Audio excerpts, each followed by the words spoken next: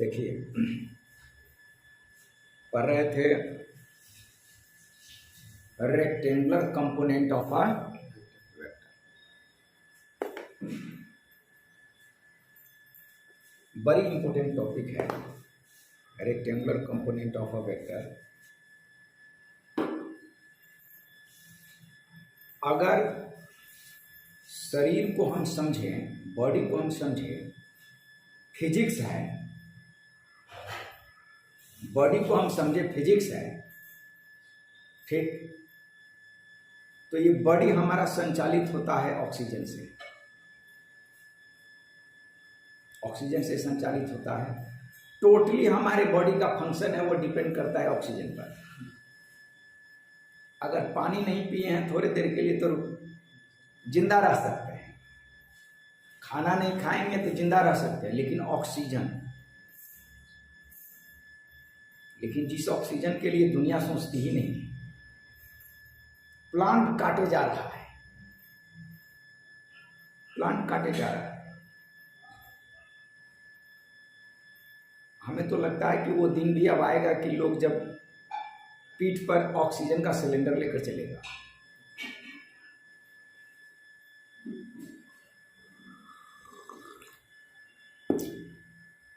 तो अगर पूरे बॉडी को आप फिजिक्स समझते हैं, पूरे बॉडी को अगर आप फिजिक्स समझते हैं, तो rectangular component of vector oxygen है। Rectangular component of vector oxygen.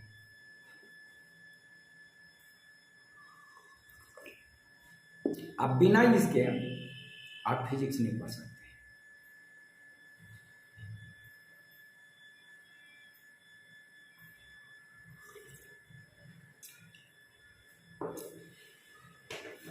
इसीलिए हम बच्चों को जब पढ़ाते हैं तो सबसे पहले उसका बेस देखते हैं कि बेस वो उसका कैसा है, बेस बना है कि नहीं बना है। सीधे नहीं पढ़ाते, बात को गहराई से विचार कीजिए। तो अभी आपके पास हम लिखने जा रहे हैं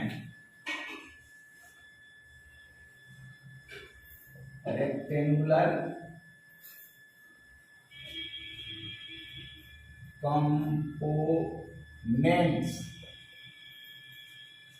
of a vector।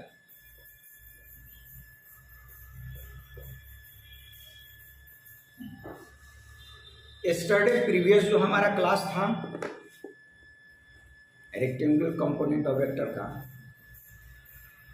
वो हमारा था इंट्रोडक्शन। क्या था? इंट्रोडक्शन कि रेक्टेंगुलर कंपोनेंट ऑफ वेक्टर से घबराना नहीं है, बिल्कुल नहीं घबराना है। हम इसे प्रीवियस क्लास में पढ़ चुके हैं। Clear? You have already learn about that. सिर्फ नाम बदल गए हैं, राइट? इस पर मैंने किया। अब इसमें हम पढ़ाना शुरू करते हैं। एक हम आपका ये एक्सिस ले लेते हैं। Suppose that this is X axis and this is Y axis. हो गया ना? इधर भी हो सकता है, इधर भी हो सकता है। एंड इसको आप ओरिजिन बोलते हैं, ठीक है? थोड़ा सा कुकर का सीटी दिया, कल से ताली बनवा लेने है। थोड़ा उसको कम कर दीजिएगा, कम हो गया ना, कैच करता है कैमरा। आराम से बात को समझिए। देखिए, अब हम कोई एक वेक्टर ले लेते हैं यहां से। सपोज दैट हम एक वेक्टर, इसका नाम मैंने वेक्टर ए रख दिया, ठीक, राइट? वेक्टर ए रख दिया। ये वेक्टर इस एक्स वाई प्लेन में है, एक्स वाई प्लेन। तो कहीं ना कहीं एंगल तो बनाएगा। तो लेट कर लीजिए कि एक्स एक्सिस से हम तीर ऐसे मार करके आपको बतलाते हैं कि ये आपका, बंद कर दीजिए कुकर को। कल से पहले दाल ही बना दीजिएगा आते हैं। ये साउंड कैच करता है कुकर का, सीटी का।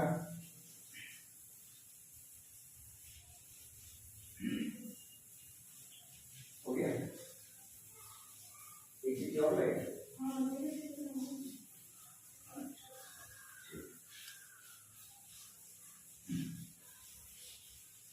अब आप देखिए, ओ इज ए वेक्टर, ठीक है। अब इस पॉइंट का नाम, ये वेक्टर है, इस पॉइंट का नाम हम क्या रख दे, एम रख दे। M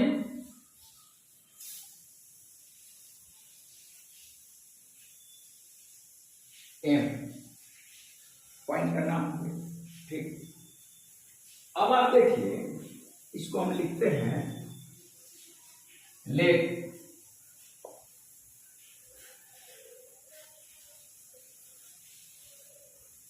O M, right, equal to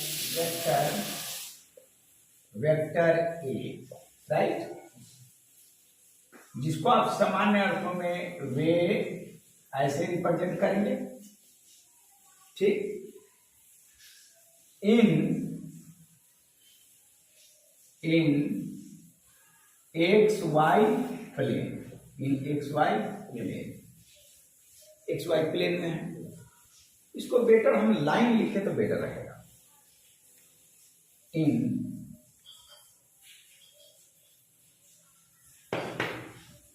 line, LYINE line, ठीक, एक्स वाई प्लेन, ठीक। और ये भी बात हम लिखते विद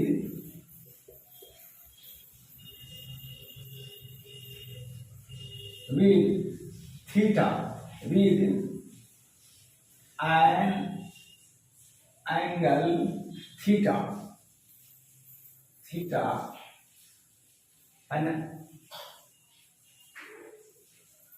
आप यहां पर वाई लिख लीजिए तो बेटर रहेगा।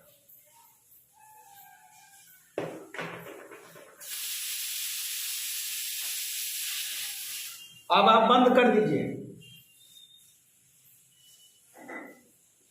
By an angle theta with x axis,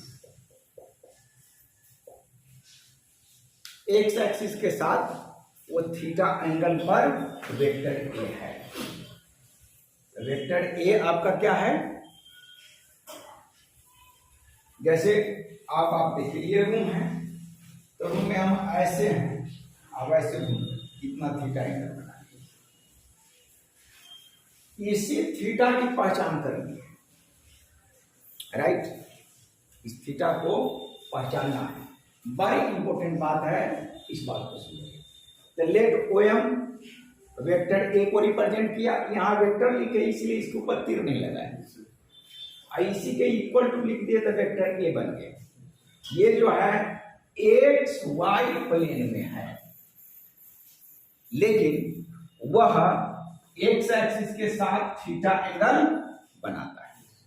theta आपका 60 डिग्री भी हो सकता है, 45 डिग्री भी हो सकता है, कुछ भी एंगल दिया होगा कि एंगल पर हो वो उतने एंगल पर है। फिजिक्स में एंगल को डायरेक्शन माना जाए, इतने एंगल पर वो झुका हुआ है, इतने एंगल बनाते हुए घूम रहा है।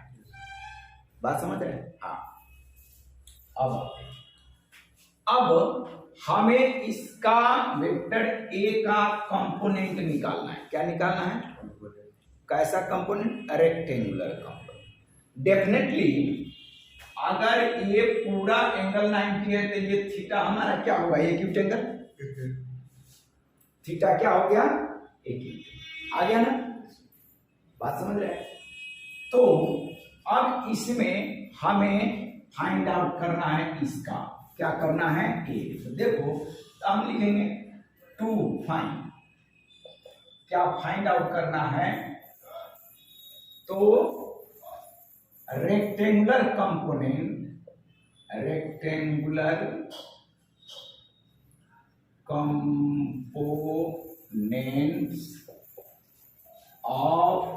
ऑफ वेक्टर ए, ठीक, जिसको आप इक्वल टू करके आप ऐसे भी लिख सकते हैं, राइट। रेक्टेंगल, अब इसके लिए मुझे ट्रायंगल बनाना पड़ेगा, क्योंकि देखिए ये इक्विटेंगल हो गया, ये पूरा अगर 90 है, ये पूरा हमारा क्या है 90, तो ये 90 और ये लाइन हमारे उसके प्लेन के में आता है, तो थीटा हमारा क्या हो गया, इक्विटेंगल। चलिए अब यहां से कंस्ट्रक्शन दे दीजिए, यहां से परपेंडिकुलर ड्रॉ कर दीजिए, कंस्ट्रक्शन राइट। अच्छा, ये हमारा हम लिख लेते ड्रॉ परपेंडिकुलर एम, क्या लिख दे इसको, एम भी लिख दे, चलो ड्रॉ एम बी, एम से बी, ध्यान रखिएगा एम से हम बी पर चले, एम बी परपेंडिकुलर किस पर, ओ एक्स, बात समझ में आई, ओ एक्स परपेंडिकुलर डाल दिए, तो ये हमारा क्या बन गया 90 डिग्री, तो ये भी 90 परपेंडिकुलर का मतलब 90 डिग्री, राइट। हाँ, अब आप देखिए, अब हम लिखेंगे नाउ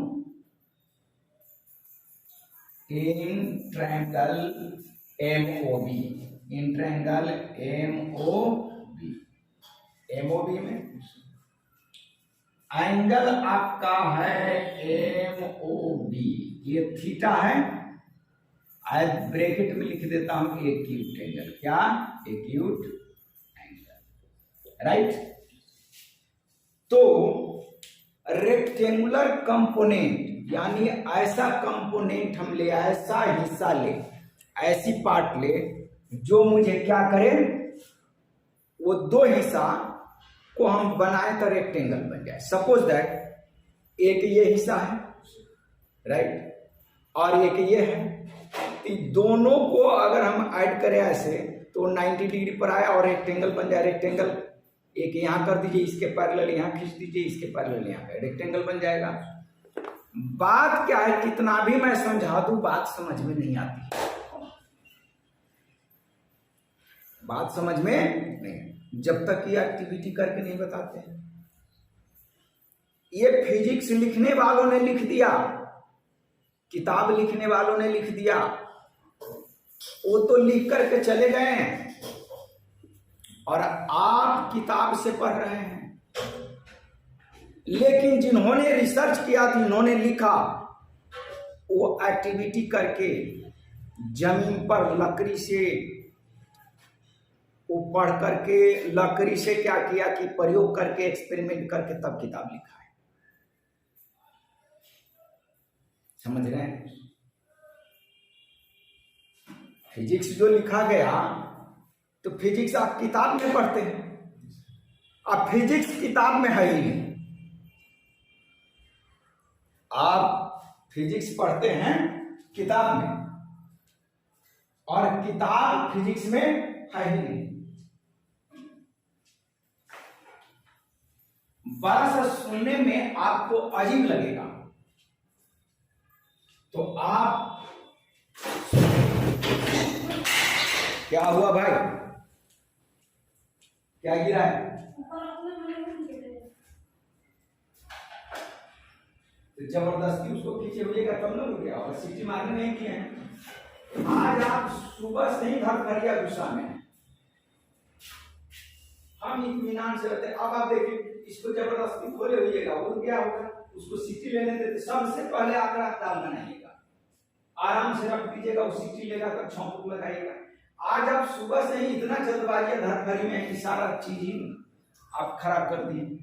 आइए बैठिए, पढ़ाते हैं भाई। घर का गुस्सा यहाँ पर नहीं रखिए भाई।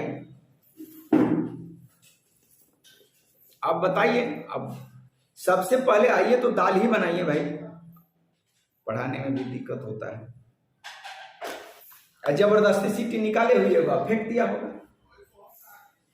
हाँ, हम थोड़ा सा इत्मीनान से इसीलिए पढ़ाते रहते हैं, हम पूरे शांत में रहते हैं तभी पढ़ाते हैं, गुस्से में नहीं करते हैं। अब बच्चा भी गुस्सा में है, टीचर भी गुस्सा में है, तब तो हो गया पढ़ाई। हम पूरा इत्मीनान, अंदर से बात निकलनी चाहिए तब बात रहती है। अब वो आई है, सुबह से ही देख रहा हूं कि गुस्से में, गुस्सा से काम नहीं चलता है ना। हाँ आइए आराम से थोड़ा सा। Now in triangle MOB, MOB देखिए, एमओबी ये थीटा एक्यूट एंगल है, तो एक्यूट एंगल के सामने वाला side opposite to acute angle क्या होगा, हाइपोटेनस। इतनी तो बात की खबर होनी चाहिए।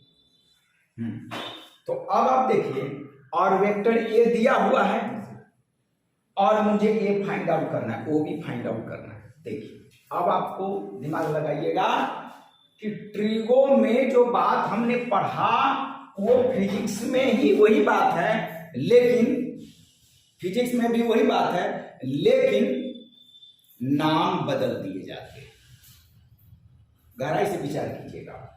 पहले ही मैंने बताया कि अगर आपका बॉडी पूरा फिजिक्स है तो रेक्टेंगुलर कंपोनेंट ये आपका ऑक्सीजन है, और बिना ऑक्सीजन का आपके बॉडी का कोई भी पार्ट वर्क नहीं करेगा। तो रेक्टेंगुलर कंपोनेंट के बगैर आप फिजिक्स पढ़ ही नहीं सकते। आइए, तो अब हम अगर ये ओ भी निकालना चाहते हैं और हमें ओ एम पता है वेक्टर ए, और ये ओ भी बेस है, तो बेस और हाइपोटेनस में किसका रिलेशन है, कॉस थीटा का। क्या, कॉस थीटा। क्या लिखेंगे, हाँ कॉस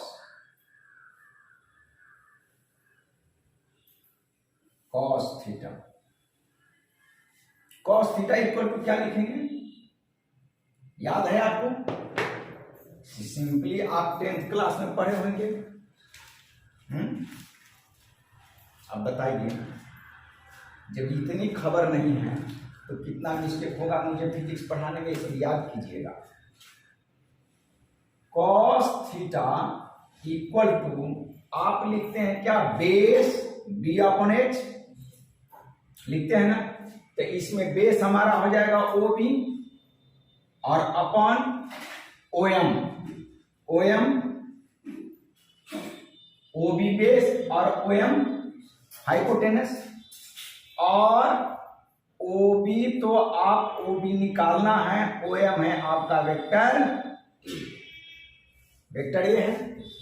लेकिन यहां पर हम सिर्फ मैग्नीट्यूड लिख सकते हैं, तीर देने की जरूरत नहीं, लेकिन फिर भी मैं दे रहा हूं जिससे कि आपकी आदत पड़ जाए। अब इसको आप क्रॉस मल्टीप्लीकेशन कीजिएगा तो ओ बी इक्वल टू, देखिए यहां आप 1 कर दीजिए तो ये बन जाएगा ए कॉस थीटा। तीर हटा दीजिएगा अभी, क्योंकि अब मैं मैग्नीट्यूड लिख रहा हूं, तो इसको आप ऐसे भी लिख दीजिए एक लाइन, ओ बी अपॉन ए, राइट। अब ये जो ओ बी है, इसको मैं ए एक्स लिख दूं, इसका मतलब x component of vector A, तो ये इसी ओ बी को हम ए एक्स लिख दें। क्या लिखें, A X, and this is equal to A cos theta, right. ये हमारा एक एक्स कंपोनेंट निकल गया, राइट। अच्छा, इसको कहेंगे X X component of vector, सीधा लिखिए A vector A, X component of vector A. दिख रहा है? नीचे वाला नहीं दिख रहा है तो थोड़ा इधर साइड कर लीजिएगा, देखिए। हाँ, x component of vector A, right. लेकिन इसका डायरेक्शन क्या होगा? यही ट्रिगो में और फिजिक्स में डिफरेंट है। ट्रिगो में सिर्फ उसका वैल्यू निकाल देते हैं, जैसे मैंने प्रीवियस क्लास में बताया, लेकिन यहां पर डायरेक्शन भी बताना पड़ता है। क्यों? क्योंकि फिजिक्स में हम वेक्टर क्वांटिटी, और वेक्टर क्वांटिटी का मतलब ही होता है डायरेक्शन।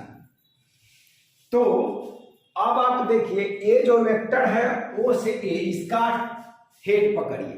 क्या पकड़ेंगे? हेड। और ध्यान दीजिएगा, हेड और इसके एलोंग लाएंगे, एक्स एक्सिस के एलोंग, तो नीचे करेंगे, हेड इधर आ गया। अरे आदमी कोई ऐसे सोया है, इसका गर्दन पकड़ लीजिए, तो ऐसे अगर कीजिएगा तो गर्दन एक्स एक्सिस के एलोंग हो जाएगा, मतलब इधर आ जाएगा। ठीक, तो डायरेक्शन इसका हो जाएगा क्या? Along O B, along O B. उसके ऊपर आप तीर भी दे सकते हैं। ओ बी, ये इसका मतलब ये नहीं कि ये वेक्टर है, बल्कि हम ये बात समझा रहे हैं कि एलोंग ओ से बी। आप वेक्टर नहीं भी दीजिएगा कोई, एलोंग ओ बी आपको ये डायरेक्शन बता रहा है। इसका मतलब हो गया कि आपका ये जो कंपोनेंट है ये आपका ओ से बी की तरफ है। तो x इक्वल टू आप लिख सकते a cos theta, right? a cos theta बड़ी इंपोर्टेंट बात है। और ये आपका एलोंग, ये डायरेक्शन लिखना जरूरी है। ट्रिगोनोमेट्री में यही एलोंग नहीं लिखा जाता है, सिर्फ ये निकाल दिया। जैसे प्रीवियस क्लास में 50√3 निकाले, 50 तो वहां मैंने डायरेक्शन नहीं लिखा था, सीधे 50 सेंटीमीटर या 50√3 सेंटीमीटर लिख दिया, हो गया। डायरेक्शन मैंने नहीं निकाला। तो डायरेक्शन आप जब निकालिएगा, डायरेक्शन निकालिएगा, तब जाकर के वो फिजिक्स बनेगा, वो वेक्टर है। अच्छा, आइए अब हम अगेन ये तो एक्स कंपोनेंट, अब ये निकालना है। तो परपेंडिकुलर और हाइपोटेनस में क्या रिलेशन बनेगा? परपेंडिकुलर और हाइपोटेनस में जो रिलेशन बनेगा वो क्या बनेगा? साइन का। क्या बनेगा? साइन का। Again sine theta equal to P upon H लिखते हैं, राइट? पी परपेंडिकुलर, परपेंडिकुलर यहां क्या है? अब आप ध्यान दीजिएगा, यहां ए एम बी परपेंडिकुलर है, लेकिन हम यहां पर बी एम लिखेंगे। अगर ट्रिगोनोमेट्री पढ़ाना होता तो एम बी लिख देते या बी एम बी लिख देते। बात जो हम बोलते हैं ना, वो बात बोलते चले जाते हैं, आपके दिमाग में इमेज नहीं बनता है। इमेज जब तक नहीं बनेगा तब तक नहीं होगा। ये बड़ी दुख भरी बात है कि फिजिक्स लिखने वालों ने किताब में फिजिक्स लिख दिया, वैज्ञानिकों ने भी सराउंडिंग बात को किताब में लिख दिया, और हम टीचर किताब की बात पढ़ाते हैं और ये स्टूडेंट भी किताब पढ़ करके फिजिक्स पढ़ते हैं, फिजिक्स समझ में नहीं आएगा। फिजिक्स सराउंडिंग से आई है, जमीन से आई है, पेड़ पौधे लकड़ी ज्योमेट्रिकल ऑब्जेक्ट से फिजिक्स आई है, फिजिक्स घटनाएं से आई है। इसीलिए अब रेनबो कोई टीचर पढ़ा रहा है, रेनबो के बारे में, इंद्रधनुष के बारे में, बड़े से बड़े प्रोफेसर वो किताब की ही बात तो पढ़ा रहा है। रेनबो के अंदर जो घटनाएं घट रही है, वो जो घटना घट रही, जो इवेंट हो रहा है, उस रेनबो के अंदर कोई जा करके टीचर देखा नहीं, लेकिन टीचर भी कहेगा आपने समझा, आप कहिएगा हाँ हमने समझा। दरअसल बात है आपने भी नहीं समझा और समझाने वाले टीचर को भी पता नहीं है कि हम समझे। जो फैक्ट बात है, जो रियल बात है, इसे मुझे एक्टिविटी करके बताएंगे और अभी थ्योरी समझा देता हूं, बातें करें, इसको एक्टिविटी करके बताएंगे तब ये बातें आपके दिमाग में घुसेगी। आइए, तो sine theta equal to P upon H, और ये पी हमारा यहां एम बी ना कह करके बी एम कहेंगे। क्यों कहेंगे तो बातें बता रहे। इक्वल टू आप लिखिएगा B M upon O M, O M, right. अब बी एम को तो बी एम ही लिखिए और ओ एम को आप वेक्टर ए लिखिए, राइट। सीधे हम लिखिए जो मैग्नीट्यूड है वेक्टर ए का, ठीक। अच्छा, अब यहां से यहां क्रॉस मल्टीप्लीकेशन कीजिएगा तो क्या बनेगा, B M equal to A sine, यहां से ये 1 कर दीजिए, यहां ऐसे 1, तो B M into 1, B M और ए। अब इसी को हम कहेंगे ए वाई, ए वाई, छोटा सा लिखता हूं,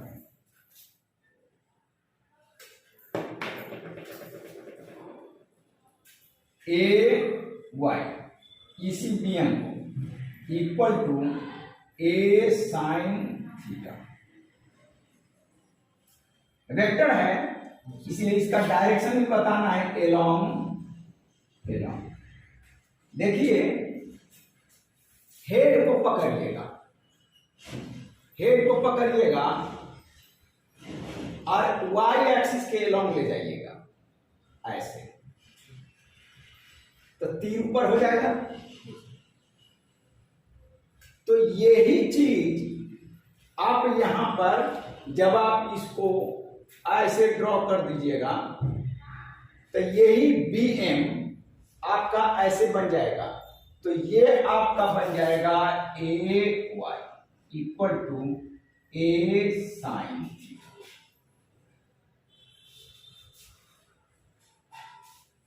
A Y equal to A sine theta, या इसको मैं ऐसे लिख देता हूं,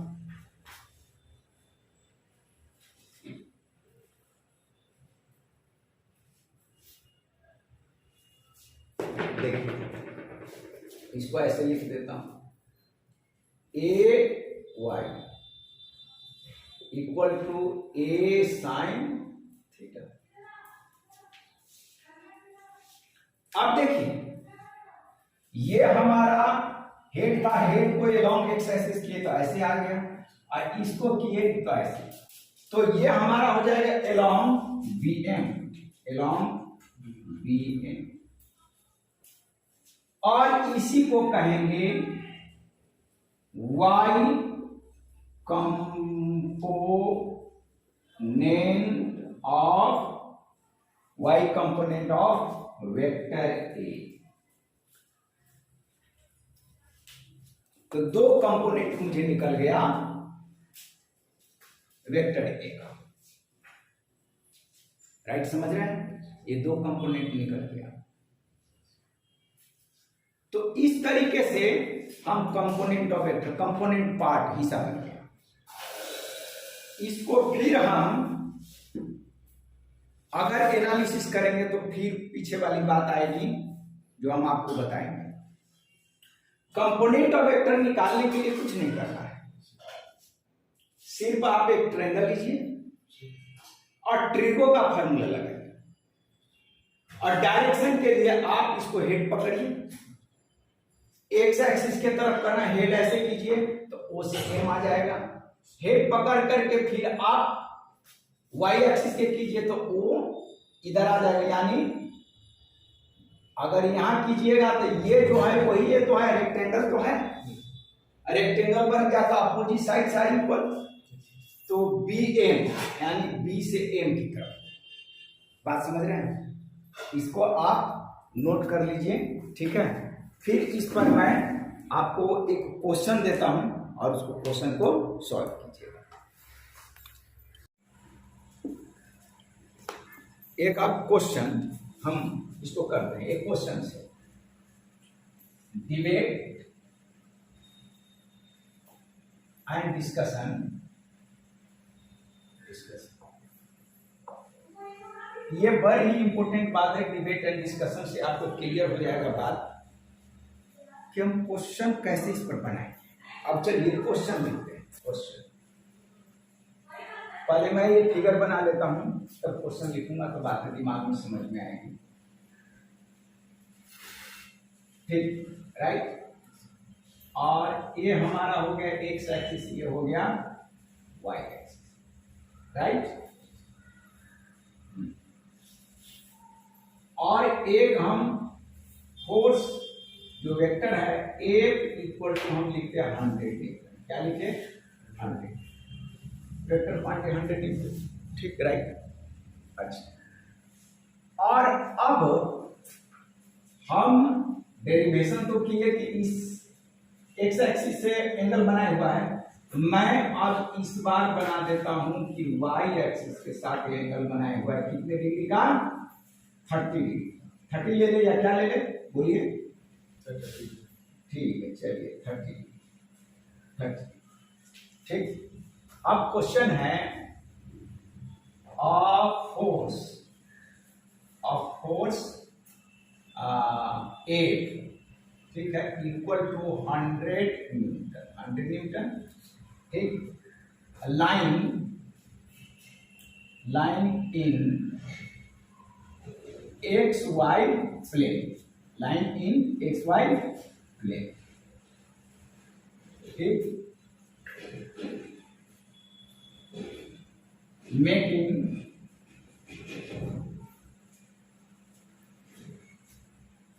an angle of 30 degree with y axis, right. Find its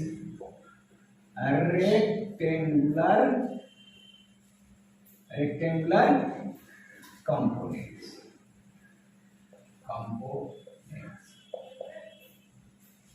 इसके रेक्टेंगुलर कंपोनेंट निकालना है। हालांकि ये स्टेटमेंट जो है, स्टेटमेंट ये आपका फिगर हम दे करके तब बनाए, स्टेटमेंट क्या है, फिगर दे करके बनाए, लेकिन सिर्फ आपको क्वेश्चन में यही रहेगा।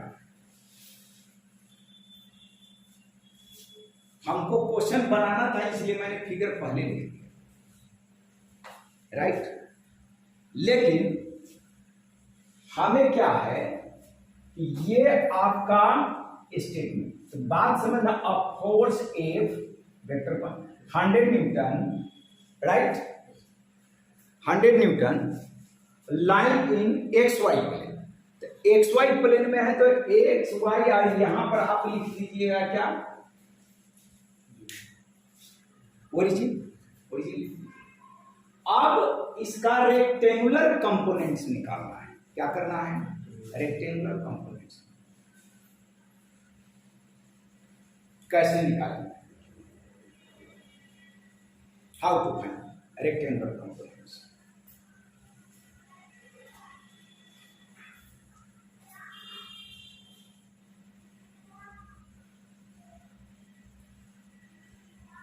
तो साधारण हम सिंपल वे में क्या हम करेंगे, हम किसी भी तरीके से निकाल सकते हैं। पहले मैं बता दूं कि जहां ये वेक्टर है उससे यहां पर एक परपेंडिकुलर डाल दीजिए, ये परपेंडिकुलर एंगल यहां। आप कहिएगा कि यहां से क्यों नहीं डाल सकते, हाँ वो भी काम हम करेंगे। दो तरीके से इसको हम बना सकते हैं, राइट।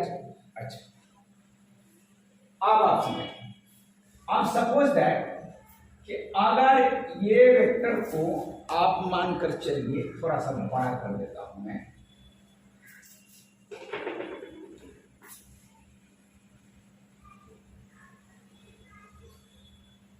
चलिए इस पॉइंट का नाम आप क्या रख दीजिएगा, एम रख दें। एम से ये यहां एक परपेंडिकुलर आप ड्रॉ कीजिएगा, इस पॉइंट का नाम रख दीजिए क्या, बी। बी रख दें, बी। ये रेक्टेंगुलर लिखा हुआ है, ठीक, पॉइंट का नाम भी रख दें। अब सारी बार डेरिवेशन में हम बता दिए। अब आपके पास ट्रायंगल हो गया एम ओ बी, सिंपली लिखिएगा नाउ। अब फिगर दे दिए हैं, ड्रॉप टोटल कर दिया, लिख दीजिएगा now in triangle M O B, right, angle M O B ए आपका 30 डिग्री है, जो क्या है, एक्यूट एंगल है, राइट। तो क्या करेंगे आप, एक्यूट एंगल है तो एक्यूट एंगल का सामने वाला साइड परपेंडिकुलर, तो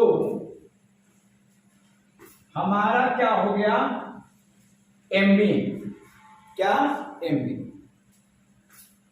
साइन थीटा इक्वल टू, आपको डेरिवेशन में डायरेक्ट हम लिखते हैं साइन थीटा इक्वल टू, आप क्या लिखिएगा, sine 30 degree, right, and this is equal to क्या लिखिएगा, साइन लिखते हैं तो आप लिखिएगा बीएम, बीएम, राइट, बीएम लिखिएगा, अपॉन क्या लिखिएगा, ओएम।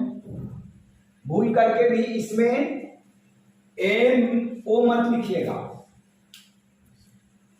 एम ओ नहीं लिखिएगा, क्यों, क्योंकि वेक्टर आपका डायरेक्शन बतलाता है, वेक्टर ओ से एम की तरफ। हालांकि ट्रिगोनोमेट्री बनाइएगा तो कुछ भी लिख सकते हैं, चाहे एम ओ लिखिए या ओ एम लिखिए, ट्रिगोनोमेट्री बनाइए तो कुछ भी लिख सकते हैं, लेकिन आपको क्या करना है, ओ से एम की तरफ वेक्टर है। बस यही बात ट्रिगोनोमेट्री और फिजिक्स में डिफरेंट है।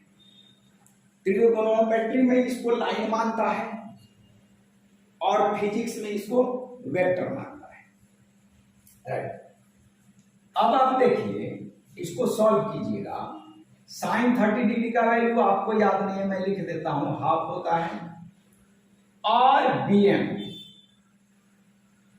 और ओएम का वैल्यू कितना है, 100 न्यूटन है, तो 100 न्यूटन, राइट। क्रॉस मल्टीप्लीकेशन कीजिएगा तो क्या हो जाएगा आपका, बीएम इक्वल टू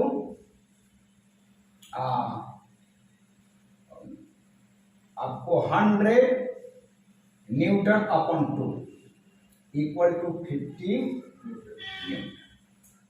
ये जो बीएम है, बी से एम है, यही आपका फोर्स एफ लिखे हैं, तो इसी को हम लिखेंगे एफ एक्स। क्या लिखेंगे, एफ एक्स, याद रखिएगा।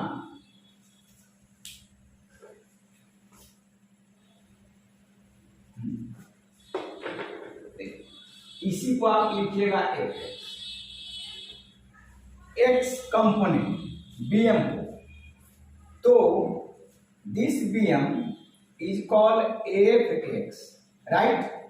और इसी को क्या हम लिखेंगे, आपका 50 न्यूटन, और ये हो जाएगा एलॉन्ग के BM, this is x component of vector, इसको क्या कहेंगे, कॉल्ड एक्स कंपोनेंट